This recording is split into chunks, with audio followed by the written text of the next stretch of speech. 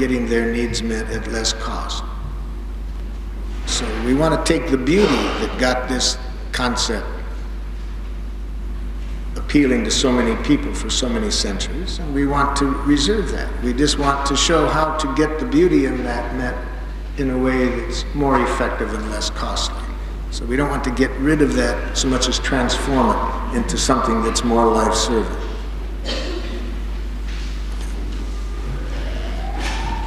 Now, anytime we set our objective to get rid of something, it gets us into trouble.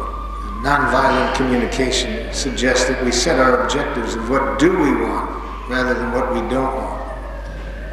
What do we want people to do, and what do we want their reasons to be for doing it? Let's jump into nonviolent communication. I'll show you during our time today how we can resolve conflicts between ourselves and other individuals through the use of nonviolent communication. And I've also been told that many of you are specifically interested in mediation. So in the course of the day, I'll also try to show you how nonviolent communication can be applied in mediation, whether formal mediation, where warring parties or individuals ask you to play the role of a mediator, but I'll also show you how to mediate in informal situations, which I call sticking your nose into other people's business. When you see two people at war and they haven't asked you to mediate, but how you can do it informally.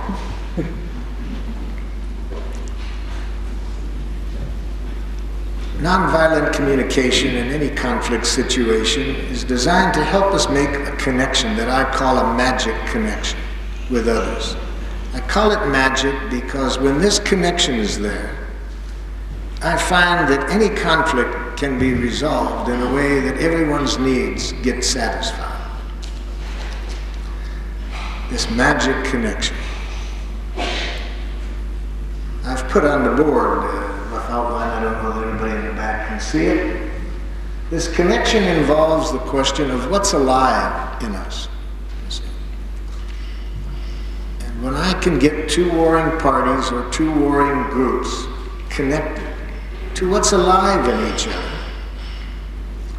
without there being any enemy images blocking this awareness of what's alive. An enemy image is what I mean by any diagnosis that someone has about someone else that implies wrongness on the part of the other person.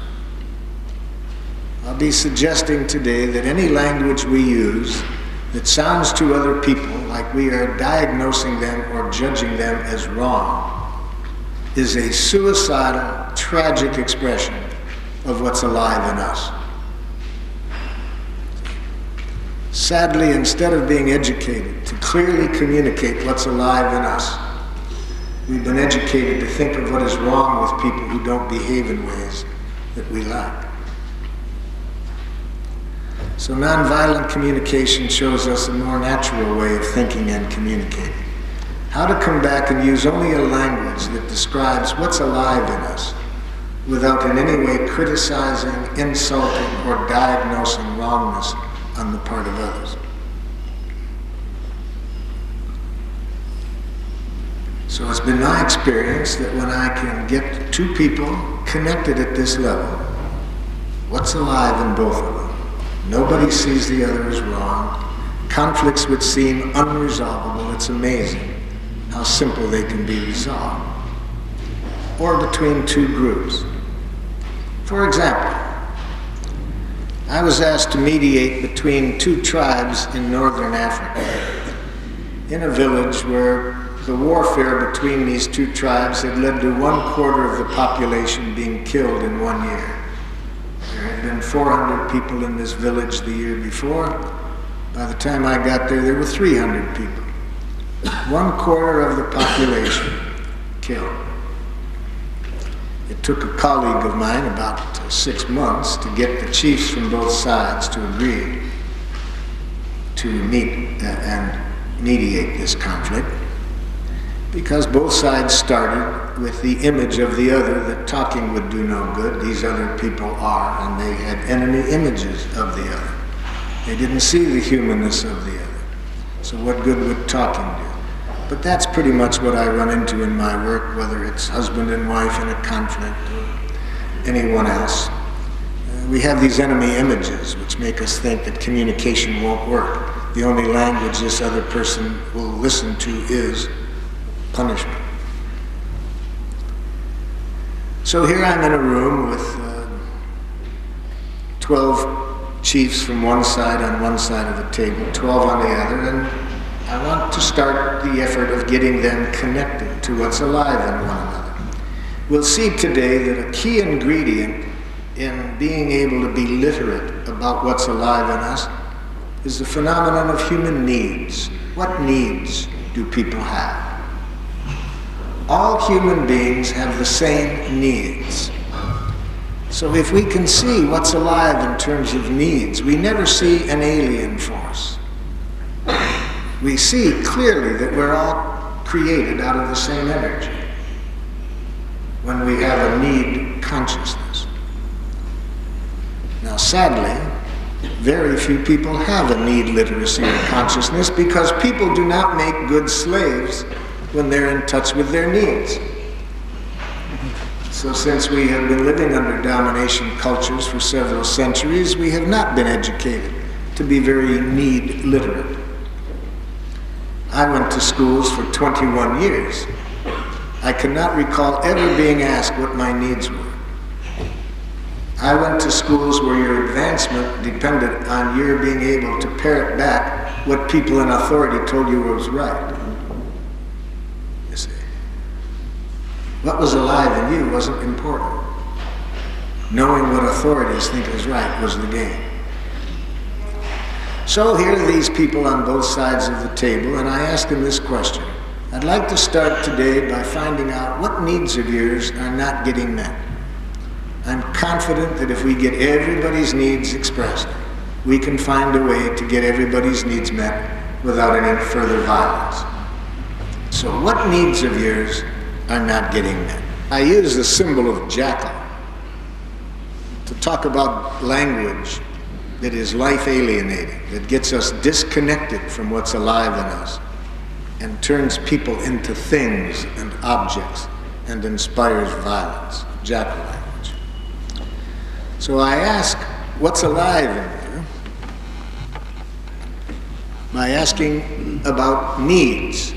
And I call such language giraffe language. Why? Because giraffes have the largest heart of any land animal.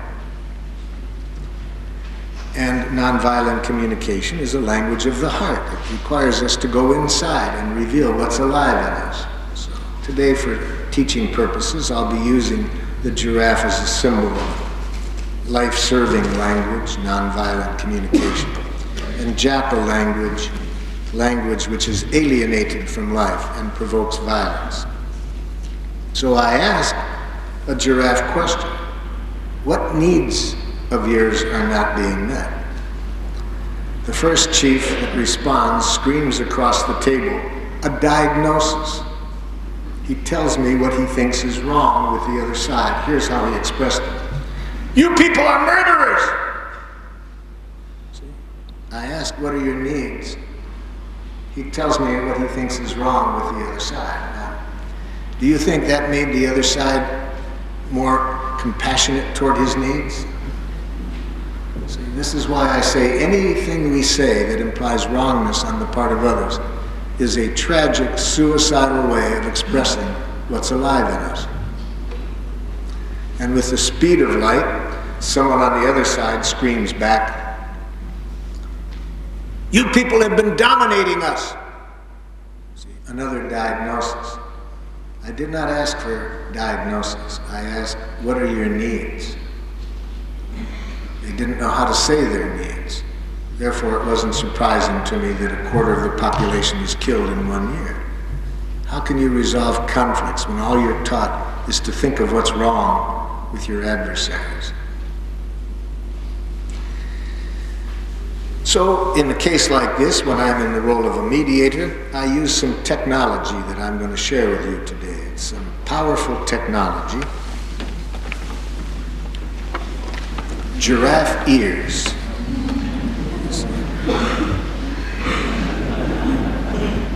with this technology, no matter what language the other person speaks, watch what happens at the moment you put these ears on. Isn't that a miracle?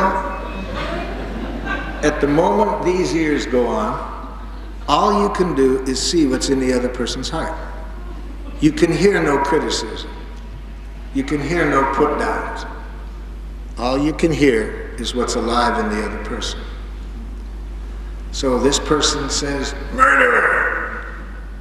And I said, "Chief, are you communicating that you have a need for safety and that you want to be sure that you have that need met, that there's an agreement that whatever the conflicts are, that they not be resolved through violence?" See? Trying to hear the need behind the judgment. He looks at me, "That's exactly what I'm saying." Well, of course, that wasn't exactly what he said, but the need comes closer to truth. It's what's really alive in this person. But now, for this connection to be made, it's not enough that I help this side get their needs met, expressed. I have to make sure the other side hears it, and that's not going to be an easy job if the other side has jackal ears on, you see. Because with jackal ears, even if the other person doesn't expresses a need, you can't hear it, you see. So I asked a chief from the other side, "Would you tell me back what this chief said his needs were?" And this chief screams, "Then why did you kill my child?" I had been told before I walked in the group that there were 3 people in the group that knew that somebody in the room had killed their child. I said, "Chief, we'll return to that and give you a chance to express your needs in a few moments, but could you first tell me what the other chief's needs are?" Of course, he couldn't do it. I said, "Let me repeat what I heard his needs are." I repeated it a second time. He still couldn't do it. It took about 3 more repetitions. Finally, I got him just to hear what the other person needs, you see. Just for a second, to get rid of these enemy images and see what's alive in the other person. Then I repeated it with the other group. I then translated with the help of these magic ears. I helped get the needs clear behind their insults that they were screaming at the other side. After translating their diagnoses into needs, I then asked this side to tell me what they heard the needs. And there again, it wasn't easy. I had to repeat it a few times. At that moment, when I finally got both sides just to hear one need of the others, for a few seconds to let loose of this enemy image, at that moment, one of the chiefs jumped to his feet that hadn't spoken yet. And he said something very intensely directed toward me. I was very eager for the translator to translate because I had to go through a translator. And I liked what the translator told me the chief said. The chief said, "If we know how to communicate this way, we don't have to kill each other." It took them about 1 hour to see.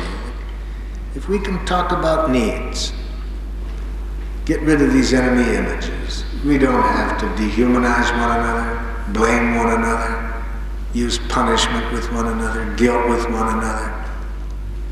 We can resolve whatever needs are not being met. But we do need to connect, to have this magic connection. So today I'll try to show you how to make this connection. First with yourself, because if you're not able to connect with what's alive in yourself, it's going to be hard to mediate conflicts with other people.